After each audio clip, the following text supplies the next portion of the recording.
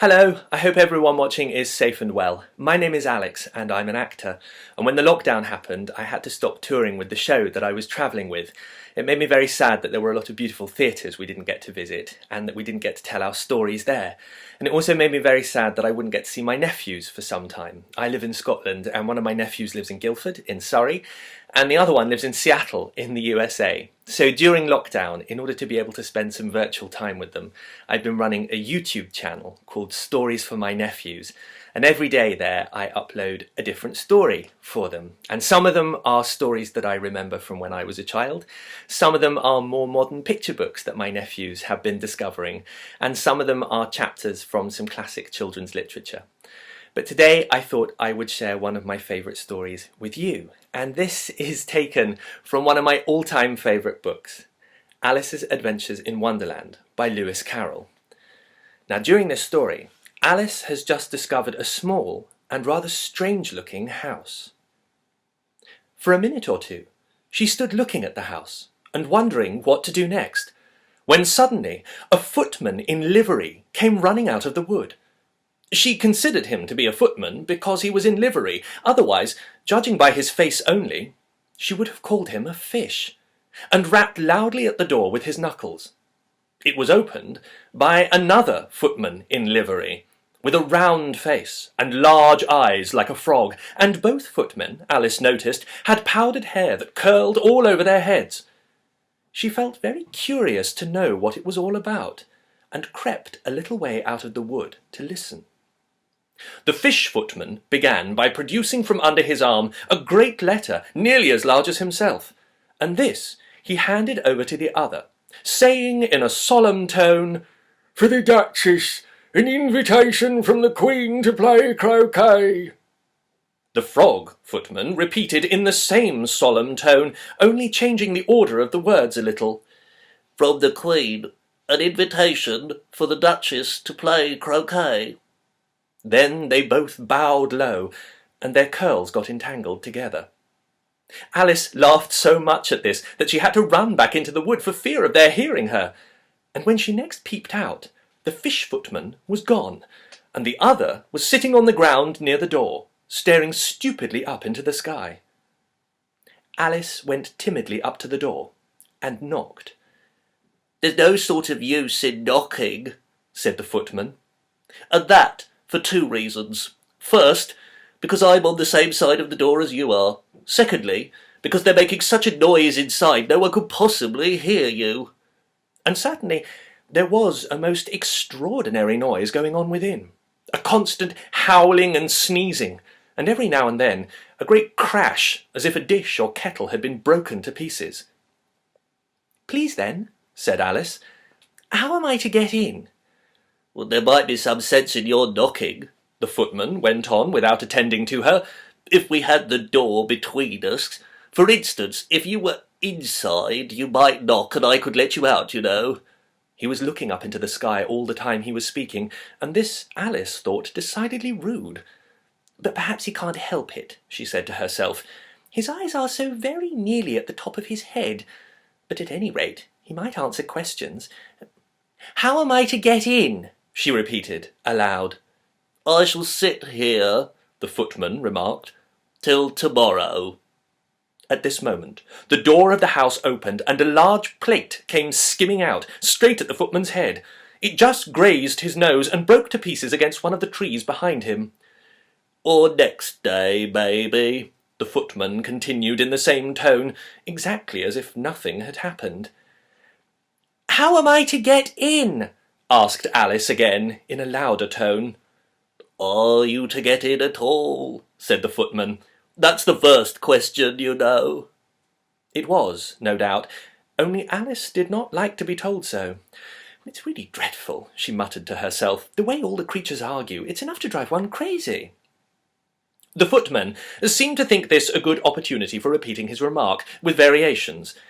"I shall sit here," he said, "on and off, for days and days." "But what am I to do?" said Alice.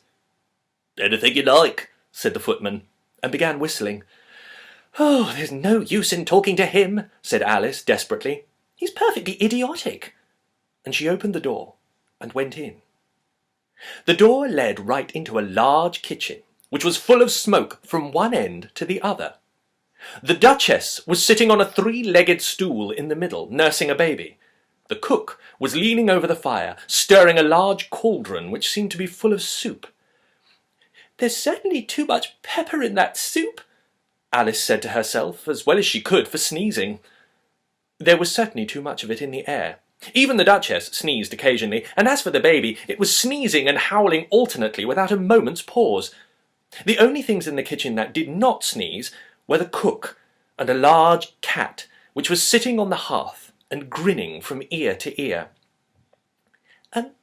"Please would you tell me," said Alice, a little timidly, for she was not quite sure whether it was good manners for her to speak first, "why your cat grins like that?"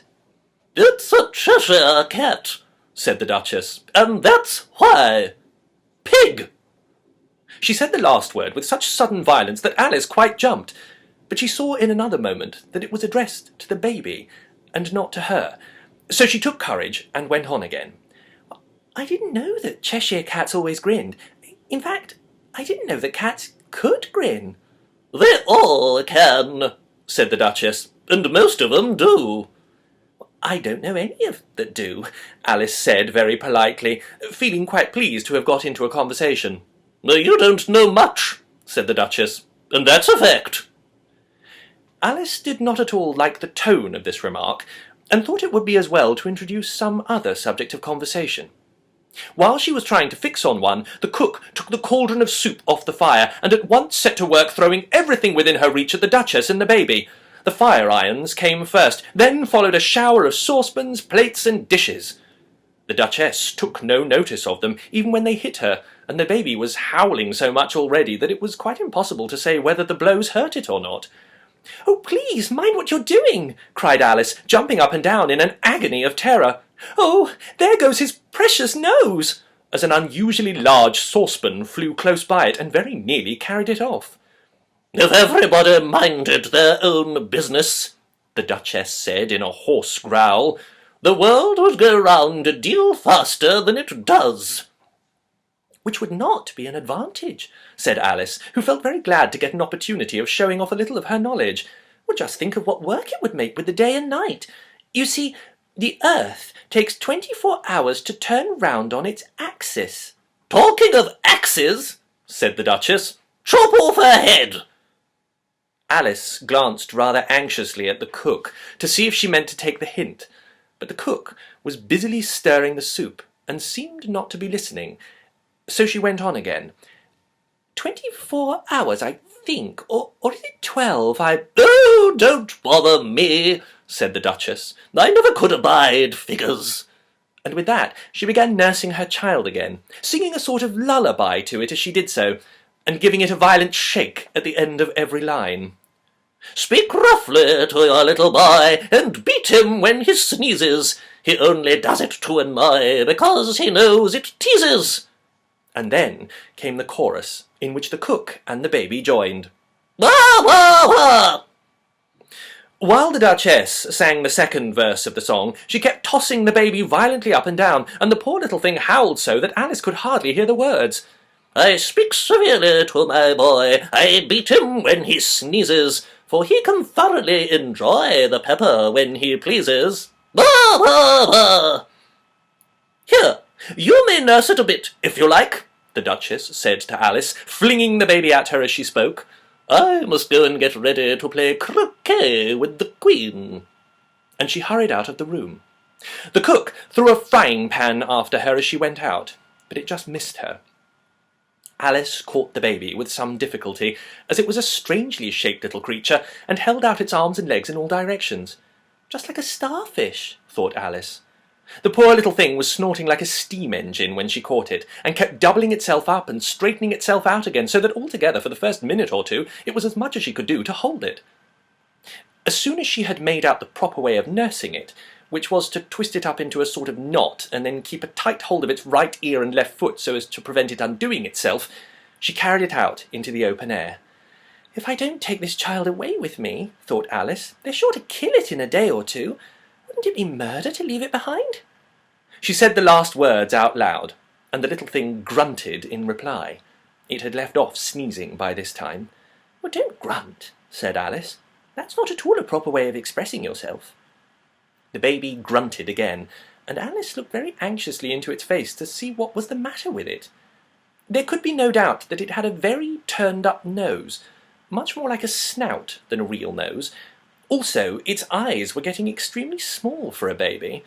Altogether, Alice did not like the look of the thing at all.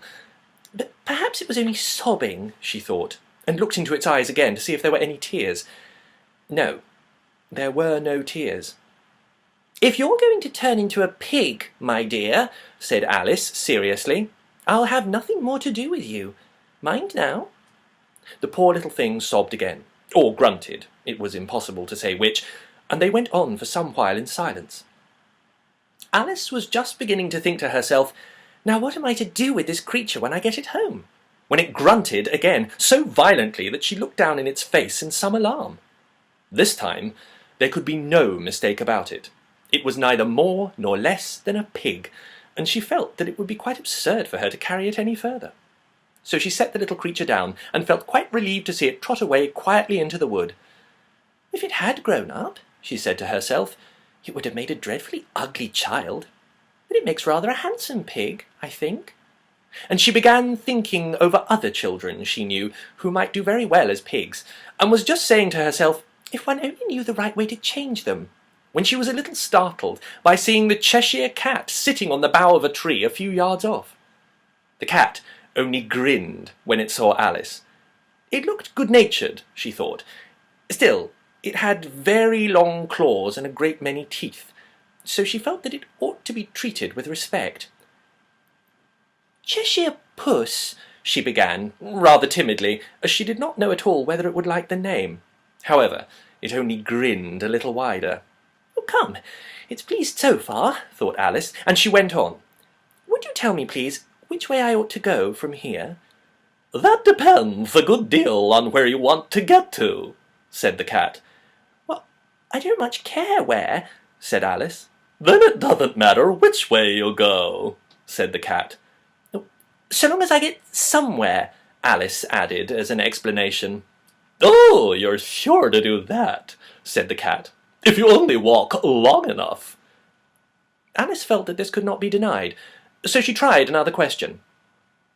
"What sort of people live about here?"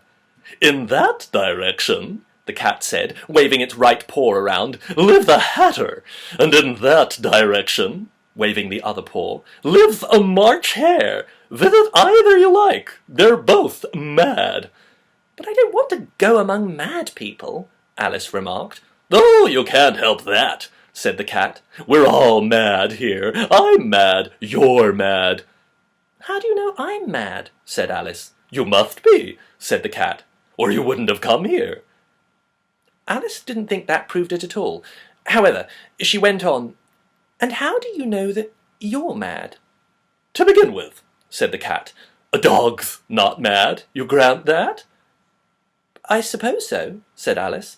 "Well then," the cat went on, "you see a dog growls when it's angry, and wags its tail when it's pleased. Now I growl when I'm pleased, and wag my tail when I'm angry. Therefore I'm mad." "I call it purring, not growling," said Alice. "Call it what you like," said the cat. "Do you play a croquet with the Queen today?" "I should like it very much," said Alice, "but I haven't been invited yet." "You'll see me there," said the cat, and vanished. Alice was not much surprised at this. She was getting so used to strange things happening. While she was looking at the place where it had been, it suddenly appeared again. "By the by, what became of the baby?" said the cat. "I'd nearly forgotten to ask." "It turned into a pig," Alice quietly said, just as if it had come back in a natural way. "I thought it would," said the cat, and vanished again. Alice waited a little, half expecting to see it again, but it did not appear, and after a minute or two she walked on in the direction in which the March Hare was said to live. "I've seen hatters before," she said to herself. "The March Hare will be much the most interesting, and perhaps, as this is May, it won't be raving mad, at least not so mad as it was in March." As she said this, She looked up, and there was the cat again, sitting on a branch of a tree. "Did you say pig or fig?" said the cat. "I said pig," replied Alice, "and I wish you wouldn't keep appearing and vanishing so suddenly. You make one quite giddy." "All right," said the cat, and this time it vanished quite slowly, beginning with the end of the tail and ending with the grin, which remained some time after the rest of it had gone. "Well, I've often seen a cat without a grin," thought Alice, "but a grin without a cat? It's the most curious thing I ever saw in all my life." I hope you enjoyed that story. If you'd like to find out what happens next, do look up my YouTube channel, Stories for My Nephews, and the story A Mad Tea Party. Keep safe and well, and I'll see you soon. Bye for now.